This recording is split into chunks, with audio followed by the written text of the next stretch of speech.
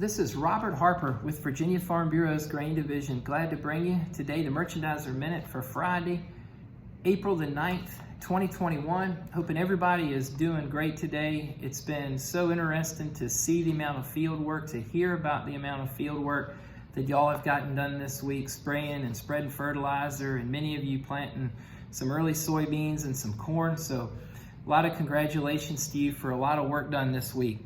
We've had an exciting week also in the futures market, a lot of information released from the USDA.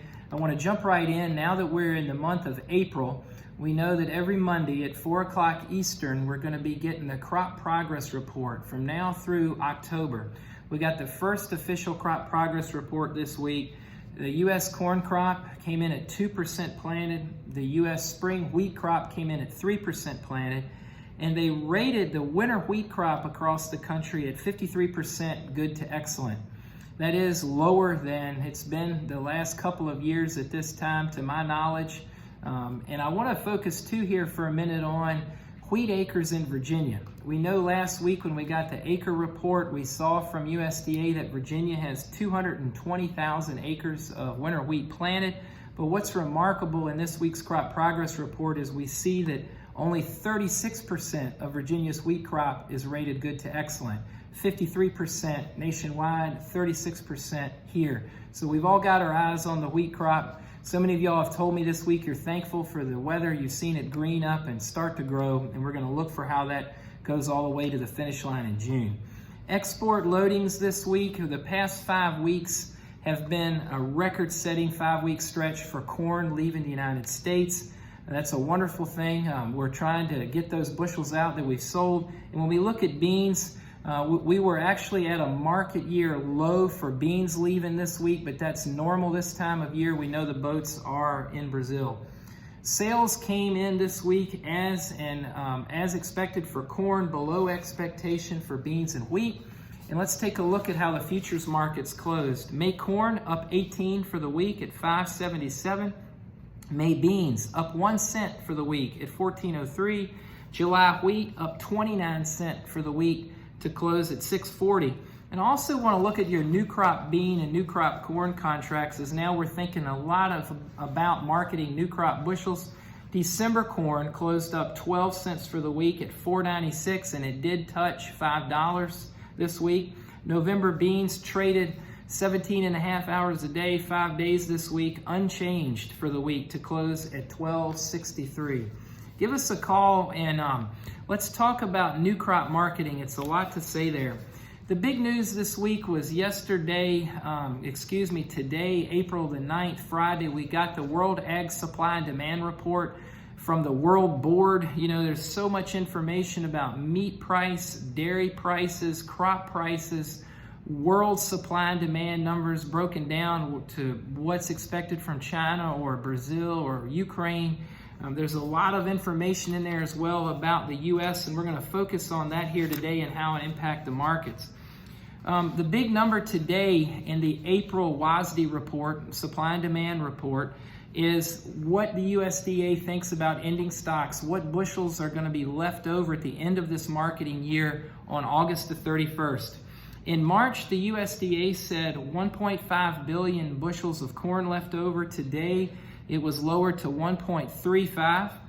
Soybeans, they told us in March 120 million bushels of beans left over, and that number was unchanged in the April supply and demand report. 120 million bushels of beans expected to be left over at the end of the marketing year. When we look at wheat, in March, they told us 836 million bushels of wheat left over. Today, they raised it slightly to 852.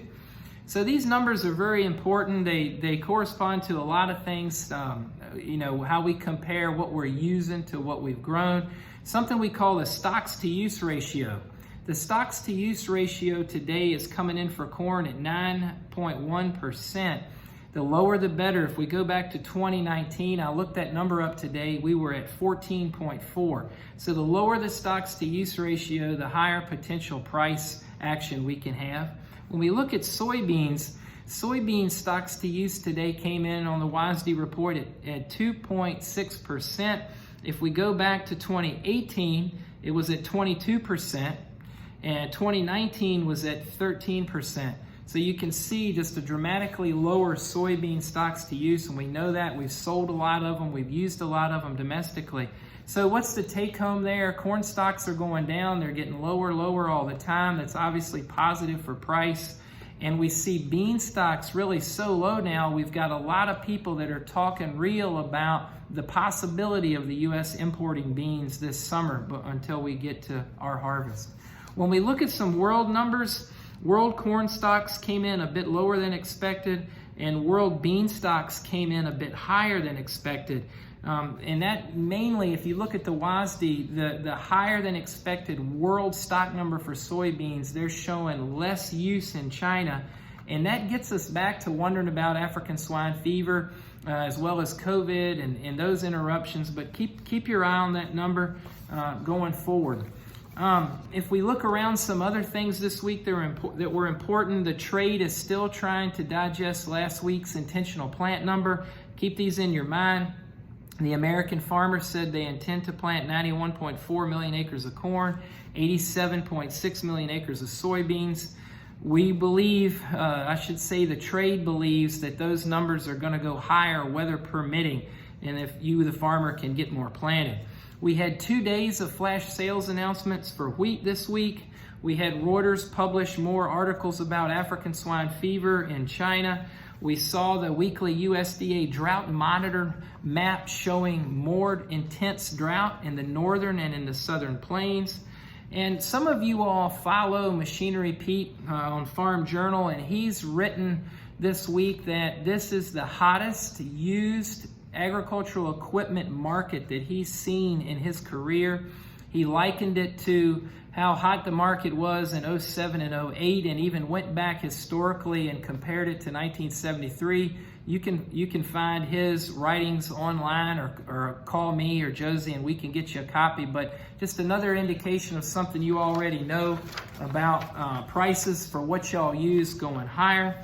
We had another drawdown this week on ethanol stocks, 2.2%. That's positive. We're using what y'all are making in the ethanol industry. We're looking at how many people are driving, and we are seeing those numbers go up. And I think I'll just end with saying next week is going to be about planting progress in the United States. Again, it's a broken record. We talk about it every week. We got to focus on how the government is using monetary policy to affect the outside influences. We know that the Dow Industrial Average, the futures average, has set new highs again this week. So we'll be looking for planting progress. We'll be looking for outside influences. And we wish y'all a great week in the field next week. Give us a call if we can help you. This is Robert at Virginia Farm Bureau's Grain Division.